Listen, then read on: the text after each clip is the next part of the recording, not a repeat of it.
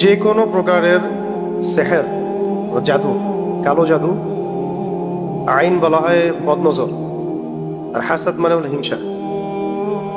এই সেহের, আইন, হাসাদ থেকে বেঁচে থাকার জন্য খুবই মাসনুন মুনাসিব কিছু আমল আমরা জানিয়ে দিচ্ছি। ইনশাআল্লাহ এগুলো দৈনন্দিন আমল করতে পারেন। কেউ চাইলে সকাল সন্ধ্যায়ও আমল করতে পারেন, আবার কেউ চাইলে এগুলো আয়াতগুলো পড়ে পানিতে দম করে খেতেও পারেন, ওই পানিতে গোসলও করতে পারেন।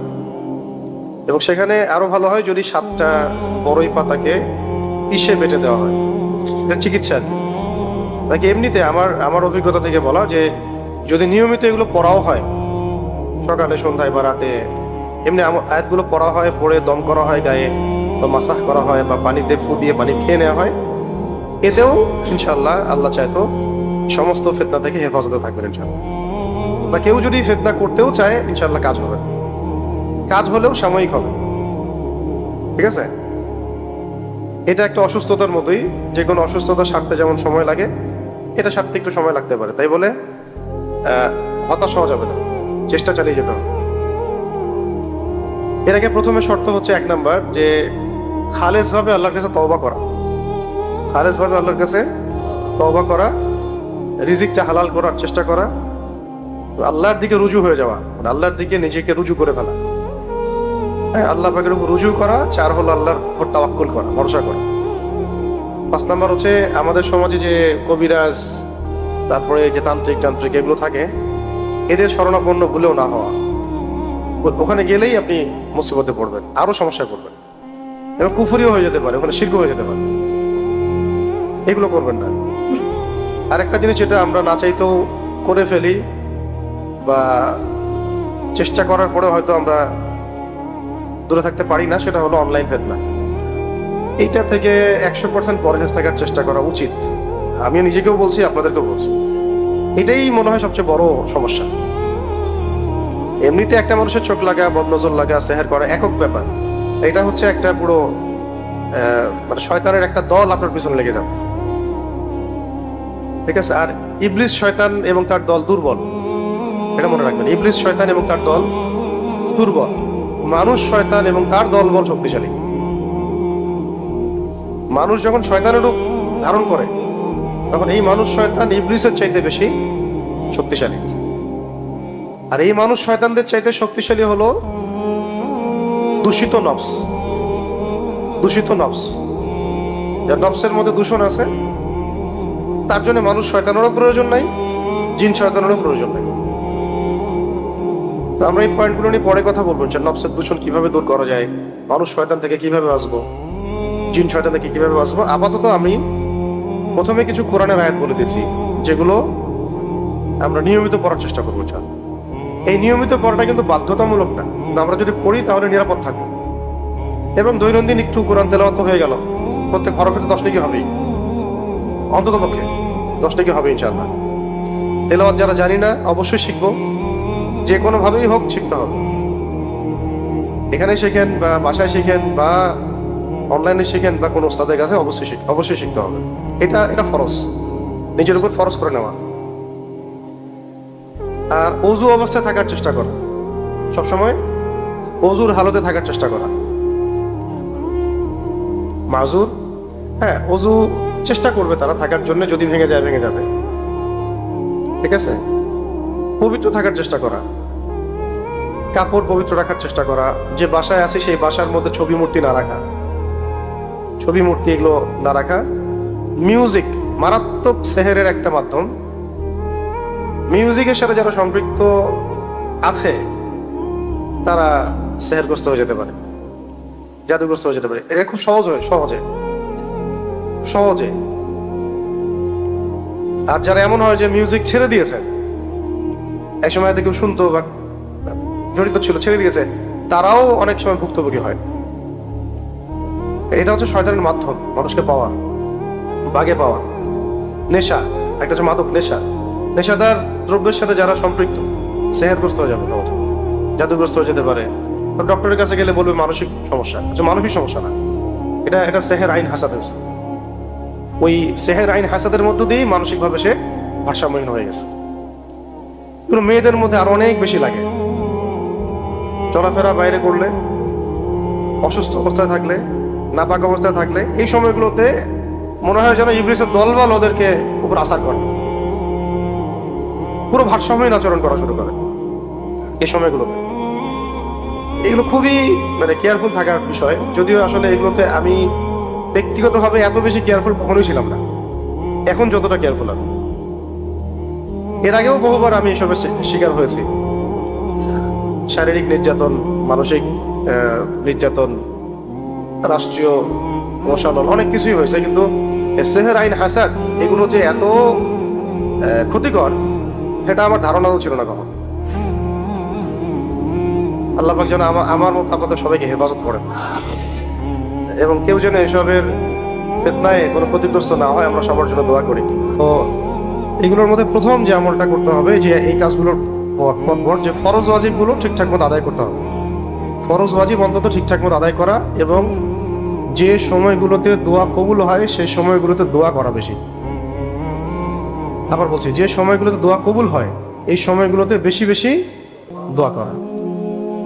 যেমন শেষ রাত, তাহাজ্জুদের ওয়াক্ত, যেমন দুই আজানের মাঝখানে, আজান ইকামতের মাঝখানে, যেমন সিজদায়, এই আপনার সালাম ফিরানোর পরে, সালাম ফিরানোর আগে, হ্যাঁ, তারপরে হ্যাঁ হ্যাঁ এই যে খুতবা চলাকালীন, জুমার দিনে খুতবা চলাকালীন মনে মনে দোয়া করা। তারপর আসর থেকে মাগরিব জুমার দিনে দোয়া করা, বৃষ্টি হচ্ছে এই সময় দোয়া করা। তারপরে ধরেন যে আপনি মুসাফির হালতে দোয়া কবুল হয়। এরকম বহু সময় আছে। রোজা রাখা অবস্থায়, ইফতারির আগে, এই সময়গুলো তো আমরা জানি, একটু ঘাটাঘাটি করলেই বুঝতে পারবেন। এগুলো জেনে নিয়ে বেশি বেশি আল্লাহ পাকের কাছে দোয়া করা। আর যেটা বললাম যে কোরআন তেলাওয়াতটা তো অবশ্যই করবো, ফরজ ওয়াজিব এর উপর পাবন থাকা। মহিলাদের ক্ষেত্রে পর্দার ব্যাপারটা খুব জোরালোভাবে দেখা আর কি। বাসার পরিবেশটা ইসলামিক করার চেষ্টা করা, কোনো রকমের এই ছবি, কুকুর মূর্তি টুর্তি এগুলো বাসায় না রাখা। বাসা, হ্যাঁ, এগুলোও না রাখা, সাফ সুতরা রাখতে হবে বাসা, সাফ সুতরা। বাসায় জিন চালান করে দেয় মানুষ বাসায় জিন চালান করে দেয় অনেক সময়। এগুলো সত্য, এগুলো সায়েন্স বিশ্বাস করবে না, কিন্তু এগুলো আমাদের শরিয়ার মধ্যে আছে। এগুলো শোনার পরে আবার সবসময় এটা মনে করবেন না যে সবকিছু ওই কারণেই হচ্ছে, এমন আবার সাইকোলজিক্যাল পরিবর্তন যেন না হয়। শক্ত থাকা, কিন্তু এটা সত্য, এটা হয়, কিন্তু এগুলো দুর্বল। যার উপর যত শক্তিশালী সেহের আইন হাসাদ হয়, তার মানে প্রতিক্রিয়াটা তত বেশি হয়। আর এগুলো খুব পারদর্শী এই তান্ত্রিকরা বেশিরভাগই বিধর্মী। আর এগুলোর ইফেক্টেড হয়ে যদি কেউ ডক্টরের কাছেও যায়, ডক্টর 3টা প্রশ্ন করে তারপরে ওকে অ্যান্টি ডিপ্রেশন একটা ওষুধ দিয়ে দিই, মানসিক সমস্যা। আসলে ওই সমস্যার সলিউশন কি? সলিউশন তারা দিতে পারবে না। সলিউশন এখন দিতে কোরআন। সলিউশন কি? কোরআন, এইটাই সলিউশন। আর দোয়াগুলো সিজদা হালতে করাও খুব ভালো, এই সময় বেশি দোয়া কবুল হয়। আর দিনের একটা অংশে দোয়ার জন্য নিজেকে খালিজ করে নিতে হবে, যে এই সময়টাতে আমি দোয়া করবো শুধু। শেষ রাত হতে পারে, ফজরের পর হতে পারে, ইশরাকের আগে হতে পারে। যত দোয়া আল্লাহ পাকের কাছে হাত তুলে দোয়া করা। আর আমি সবচেয়ে বেশি উপকৃত হয়েছি ওমরাহ এর মধ্য দিয়ে। ওমরাহ সফর এবং বাইতুল্লাহ জিয়ারত, তাওয়াফ, সাই এবং বাইতুল্লাহ ধরে দোয়া করে, দোয়া কবুলের জায়গাগুলোতে দোয়া করলে আমার কাছে এমন মনে হচ্ছিল যে দোয়া করার সাথে সাথেই আমি সুস্থ হয়ে গেছি। ঠিক আছে, এরকম একবার দুইবার না, আমাদের জীবনে বেশ কয়েকবার এমন ঘটনা ঘটেছে, কন্টিনিউয়াসলি ঘটতেই থাকে। যারাই অনলাইনে আসছে, মানুষের চোখের সামনে আসছে, উম্মার জন্য কিছু কাজ করতে চায় বা মানুষের কাছে পরিচিতি পেয়েছে, ভাইরাল হয়ে গেছে আর কি, তাদের এই সমস্যাগুলো হবে। এই জন্যে যদি কেউ ইচ্ছা করে ভাইরাল হতে চায়, সে এই সমস্যা বেশি পড়বে। আর যে ভাইরাল হতে চায় না, লোকজন থেকে আড়াল হতে চায়, কিন্তু কোনোভাবে আল্লাহ পাক তার ব্যাপারটা উপস্থাপন করে দিচ্ছেন, দাওয়া, জিহাদ, তাবলীগ ইত্যাদি, তাকে আল্লাহ হেফাজত করবেন ইনশাআল্লাহ। ঠিক আছে, তো এই হেফাজত থাকার জন্য আল্লাহ রাব্বুল আলামিনের সাথে কানেকশনটা বেশি জরুরি। আর আল্লাহ পাকের কানেকশনের জন্য সবচেয়ে বড় মাধ্যম হচ্ছে নামাজ, তিলাওয়াত, দোয়া, জিকির। নামাজ, তিলাওয়াত, দোয়া এবং জিকির, ইস্তিগফার। তো প্রথমে আমি কিছু জিকিরই বলি। এক নম্বর হল লা হাওলা ওয়ালা কুওয়াতা ইল্লা বিল্লাহ। লা হাওলা ওয়ালা কুওয়াতা ইল্লা বিল্লাহ, এটা দৈনিক যতবার ইচ্ছা পড়েন, কোনো সংখ্যা নির্দিষ্ট নাই, যতবার ইচ্ছা পড়তে পারেন। 2 নম্বর হচ্ছে হাসবি আল্লাহ ওয়া নি'মাল ওয়াকিল। হাসবি আল্লাহ ওয়া নি'মাল ওয়াকিল, এর সাথে এটাও হতে পারে নি'মাল মাওলা ওয়া নি'মান নাসির। এরপরে আস্তাগফিরুল্লাহ ওয়া আতুবু ইলাইহি। আস্তাগফিরুল্লাহ ওয়া আতুবু ইলাইহি, এটাও পড়তে পারেন। আরেকটা হচ্ছে লা ইলাহা ইল্লা আনতা সুবহানাকা ইন্নী কুনতু মিনাজ জালিমিন। লা ইলাহা ইল্লা আনতা সুবহানাকা ইন্নী কুনতু মিনাজ জালিমিন, এটাও খুব গুরুত্বপূর্ণ। আরেকটা হলো 5 নাম্বার আল্লাহুম্মা সাল্লি আলা মুহাম্মাদ ওয়া সাল্লিম। আল্লাহুম্মা সাল্লি আলা মুহাম্মাদ ওয়া সাল্লিম, অথবা আল্লাহুম্মা সাল্লি ওয়া সাল্লিম আলা নবিয়িনা মুহাম্মাদ, অথবা চাইলে আপনি পুরো দরুদ শরীফও পড়তে পারেন। দরুদের আমলও বাড়ায় দেওয়া। মৌলানা আব্দুল মালিক সাহেব একটা কথা বলতেন বা বলেছিলেন একদিন, অন্যদেরকেও বলেছেন, যে কোনো জটিল সমস্যা,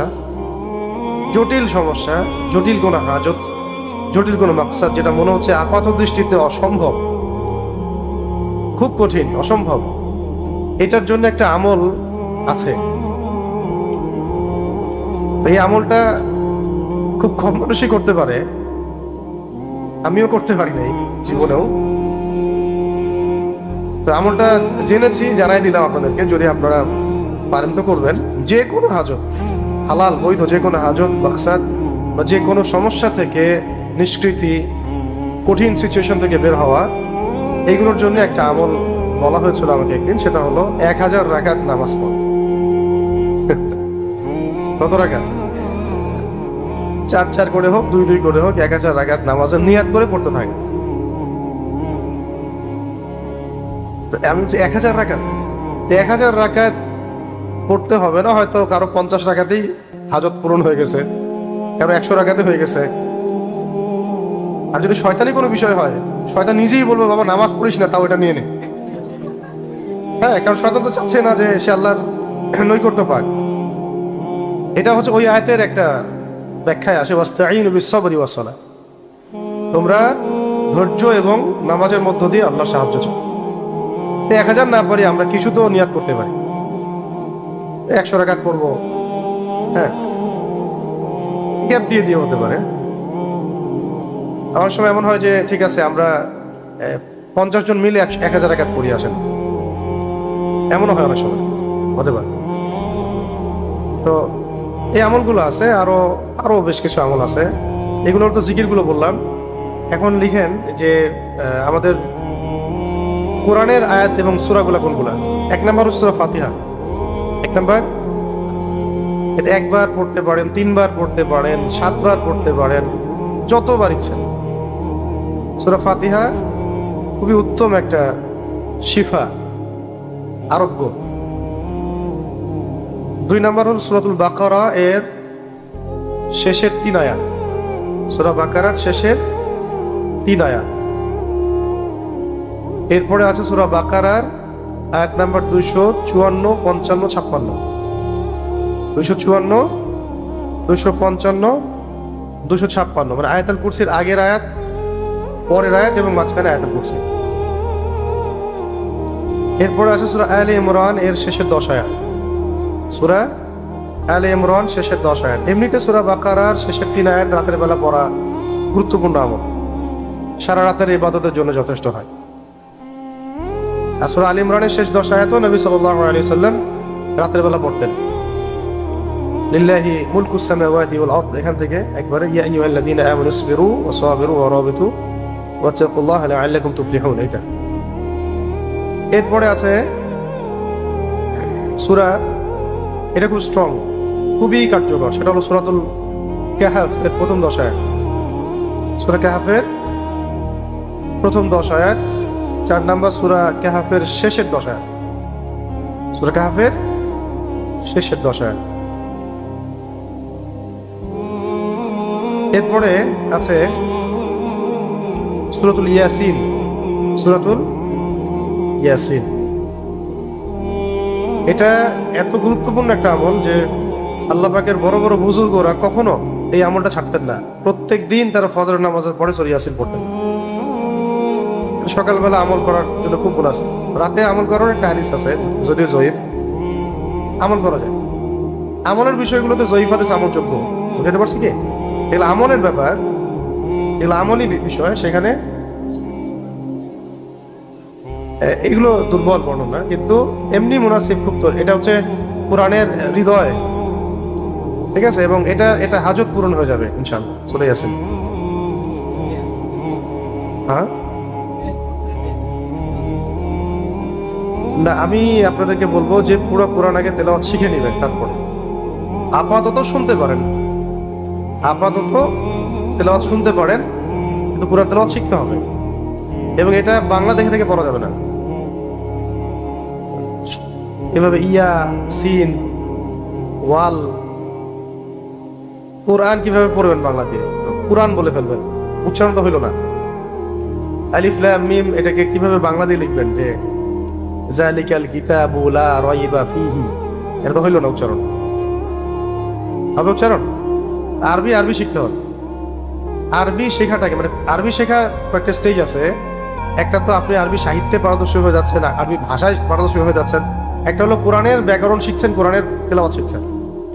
অন্তত কোরআনের এই তিলাওয়াত শেখা এবং কোরআনের কিছু ব্যাকরণ শেখাটা নিজের উপর ফরজ করে নেন। এই যে বাংলাদেশে আমরা অনেক বড় বড় শব্দের দাওয়াত দিয়েছি এই পর্যন্ত, খেলাফা, শরিয়া, ইমারা, ইসলামী আইন শাসন, এটা ওইটা।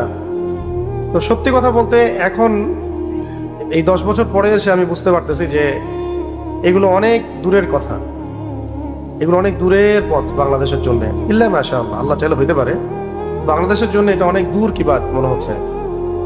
এখনো আমাদের তেলাওয়াতই সহি হচ্ছে না বহু মানুষের, কোটি কোটি মানুষের। নামাজই হচ্ছে না কোটি কোটি মানুষের, পড়তেইছে না।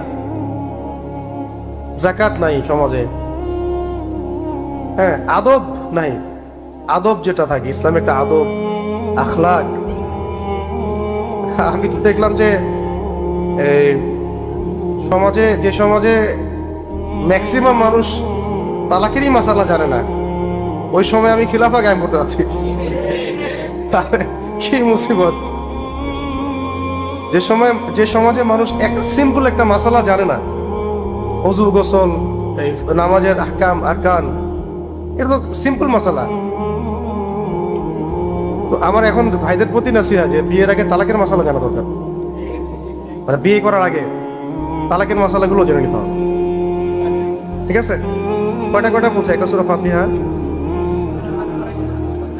বলেন তো আমাকে। সূরা বাকারার শেষের 3, সূরা আল ইমরানের শেষের 10, কাহফের প্রথম 10, শেষের 10, সূরা ইয়াসিন। এবার লিখেন 6 নাম্বার, এটা 7 নাম্বার সূরা সফফাত। থেকে সফফাত, সূরা সফফাত।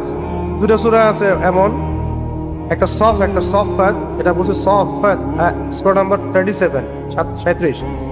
এই সূরার প্রথম 10 আয়াত, এই সূরার প্রথম 10 আয়াত। এরপরে লিখেন সূরা আর রহমান। সূরা আর রহমানের আয়াত নাম্বার হচ্ছে 34 নম্বর আয়াত থেকে শুরু করে 45 পর্যন্ত। কটা হয়েছে? 8টা। সূরা কলাম, সূরা কলাম এর শেষের 2টো আয়াত, সূরা কলামের শেষের 2টো আয়াত। এবার লিখেন সূরাতুত তাহা 65 থেকে 70, 65 থেকে 70। এই যে বললাম সূরা তাহা 65 থেকে 70, এটা সেহেরের জন্য খাস, এটা সেহেরের জন্য খাস আয়াত। আর যেটা বললাম সূরা কলাম এর শেষের 2 আয়াত, এটা বদনজরের জন্য খাস। এবার যে একটা বলতেছি, একটা সম্পর্কে সাহাবী আব্দুল্লাহ বিন মাসউদ রাদিয়াল্লাহু আনহু, মানে এমন একটা অবস্থা ছিল যে এক মারাত্মক অসুস্থ ব্যক্তি এই ধরনের সমস্যায় পাগলের মতো আচরণ করতেছে। তার কানের কাছে গিয়ে তিনি আয়াতগুলো পড়ে ফু দিয়েছিলেন, সাথে সাথে সে ব্যক্তি ভালো হয়ে গেছে। এবং এটা নবী করিম সাল্লাল্লাহু আলাইহি ওয়াসাল্লাম জিজ্ঞাসা করছেন যে কোন আয়াত পড়ছো তুমি? আব্দুল্লাহ বিন মাসউদ রাদিয়াল্লাহু আনহু বলছেন যে আমি এই আয়াতগুলো পড়ছি ইয়া রাসূলুল্লাহ। তখন নবী করিম সাল্লাল্লাহু আলাইহি ওয়াসাল্লাম বলেছিলেন যে তুমি যে আয়াতগুলো পড়েছো এই আয়াতগুলো যদি ইয়াকিনের সাথে পড়ে পাহাড়কে আদেশ করা হয় এখান থেকে সরে যাও, পাহাড়ও সরে যাবে।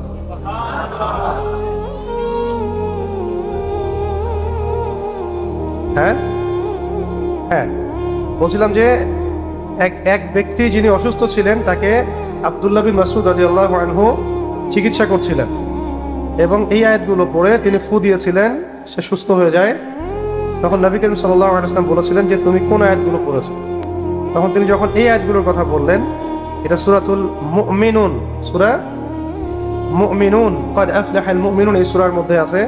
শেষের দিকে 112 নম্বর আয়াত থেকে নিয়ে 118 নম্বর আয়াত পর্যন্ত, 112 থেকে নিয়ে 118 নম্বর আয়াত পর্যন্ত ক্বালা কাম লাবিসতুম ফিল আরদি আদাদা সিনিন, এখান থেকে ক্বালু লাবিসনা ইয়াওমান আও বা'দা ইয়াওমিন ফাসআলিল আদিন, এখান থেকে নিয়ে খাস করে শেষের গুলো যে আফাহাসিবতুম আন্নামা খালাকনাকুম আবাসা ওয়া আন্নাকুম ইলাইনা লা তুরজিউন ফাতাআলা আল্লাহুল মালিকুল হক লা ইলাহা ইল্লা হুয়া রাব্বুল আরশিল কারীম ওয়া মান ইয়াদউ মা'a আল্লাহি ইলাহান আখার লা বুরহানা লাহু বিহি ফাইন্নামা হিসাবুহু ইনদা রাব্বিহি ইন্নাহু লা ইউফলিহুল কাফিরুন ওয়া কুর রাব্বি ইগফির ওয়ারহাম ওয়া আনতা খায়রুর রাহিমিন।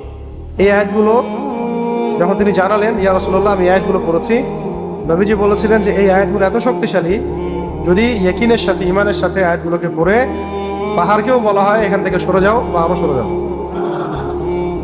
ঠিক আছে, কটা হলো? অনেকগুলো হয়ে গেছে। আচ্ছা, আর হচ্ছে সূরাতুল হাশর এর শেষের 3 আয়াত, সূরা হাশর শেষের 3 আয়াত কোনটা একটু জানেন? সূরা হাশর শেষের 3 আয়াত হুয়াল্লাহুল্লাযী লা ইলাহা ইল্লা আসছে। আম্মা পাড়ার মধ্যে কিছু সূরা আছে, দেখুন আম্মা পাড়ার মধ্যে খাস করে আমি কয়েকটা সূরার নাম বলে দিচ্ছি। সূরা কদর, সূরা কদর, ইন্না আনজালনাহু ফি লাইলাতুল কদর, চাইলে এটা আপনি 3-4 বারও পড়তে পারেন। 2 নম্বর হলো সূরা জিলজাল, ইযা যুলজিলাতিল আরদু জিলজালাহা, ঢাকাবাসীর এই সূরাটা বেশি করে পড়া দরকার। ঠিক আছে, কে জানে হয়তো আল্লাহ পাক এই সূরার বরকতে হেফাজত করে ফেলতে পারেন আমাদেরকে। এটা যে ঝুলতেছে আমাদের মাথার সামনে, আর কি বুঝতে পারেন? আল্লাহ পাক আমাদেরকে এই আযাব থেকে হেফাজত করেন। আচ্ছা, সূরা জিলজাল, এরপর সূরা তাকাসুর, আলহাকুমুত তাকাসুর হাত্তা যুরতুমুল মাকাবির, এটা ঠিক আছে। এরপর সূরা আদিয়াত, ওয়াল আদিয়াতি দাবহান ফাল মুরিয়াতি কদহান ফাল মুগীরাতি সুবহা, এই সূরা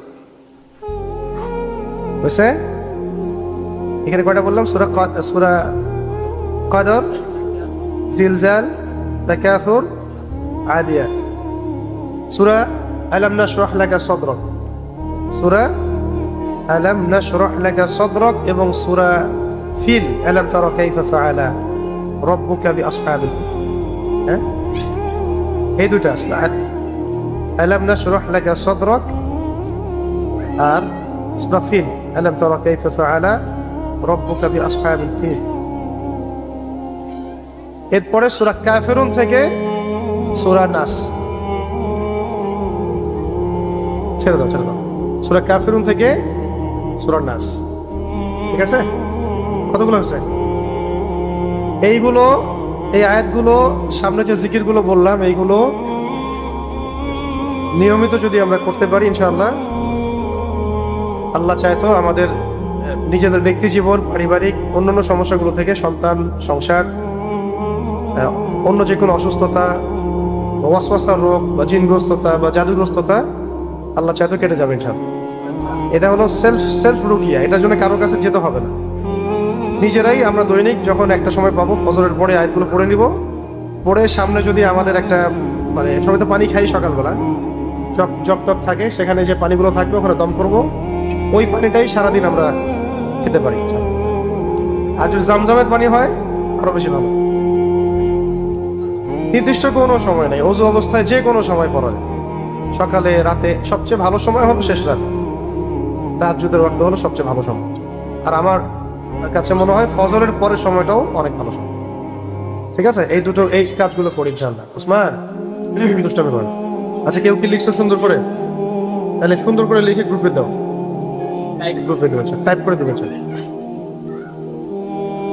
এছাড়া আরো কিছু আয়াত আছে, সেগুলো ইনশাআল্লাহ অন্য আরেকদিন দিব। এর সাথে প্রথমে দিয়েছি কিছু জিকির। জিকিরগুলো কি ছিল? আস্তাগফিরুল্লাহ ওয়া আতুবু ইলাইহি, লা হাওলা ওয়া লা কুওয়াতা ইল্লা বিল্লাহ, হাসবিয়াল্লাহু ওয়া নি'মাল ওয়াকিল। তারপরে দোয়া ইউনুস, লা ইলাহা ইল্লা আনতা সুবহানাকা ইন্নী কুনতু মিনাজ জালিমিন, দরুদ শরীফ, আল্লাহুম্মা সাল্লি ওয়া সাল্লিম আলা নবিয়িনা মুহাম্মদ। আর যদি পারি 1000 রাকাত নামাজ হয়ে যাবে ইনশাআল্লাহ। আর শেষে এগুলোর সাথে সকাল সন্ধ্যার কিছু দোয়া আছে, সকাল সন্ধ্যার কিছু দোয়া বা আজকার আছে। এগুলো আপনারা হিসনুল মুসলিম বই পাবেন, আরো হিসনে হাসিন এগুলো বইয়ের মধ্যে পাবেন। তার মধ্যে আমি কয়েকটা বলে দিচ্ছি, এখন কয়েকটা বলে দিচ্ছি। এগুলো যাদের মুখস্থ আছে তারা লিখে নেন, আর যাদের মুখস্থ নাই, রেকর্ড হচ্ছে তো পরে দিয়ে দিব ইনশাআল্লাহ অনলাইনে। আর যারা লিখতে পারেন লিখে ফেলেন আরবি দিয়ে। খুবই স্ট্রং একটা দোয়া, সকাল সন্ধ্যায় পড়তে হবে। এগুলো সকাল সন্ধ্যায়, বাদ ফজর, বাদ মাগরিব। একটা হলো আউযু বিল্লাহি মিনাশ শাইতানির রাজিম 10 বার, সকালে 10 বার, সন্ধ্যায় 10 বার। আউযু বিল্লাহি মিনাশ শাইতানির রাজিম, শুধু এইটাই, এতটুকু সহজ না? তারপরে হলো আপনার আউযু বিকালিমাতিল্লাহি তাম্মাতি মিন শাররি মা খালাক, আউযু বিকালিমাতিল্লাহি তাম্মাতি মিন শাররি মা খালাক। এটা 3 বার 3 বার, বা যখন যখন তখন পড়া যায়, এটা যখন তখনও পড়া যায়। আউযু বিকালিমাতিল্লাহি তাম্মাতি মিন শাররি মা খালাক। এরপরে হলো একটা দোয়া, অনেক বড়, আমি একদিন একটা জায়গায় বলে দিছিলাম, এটা মুখস্থ রাখতে পারবেন কিনা?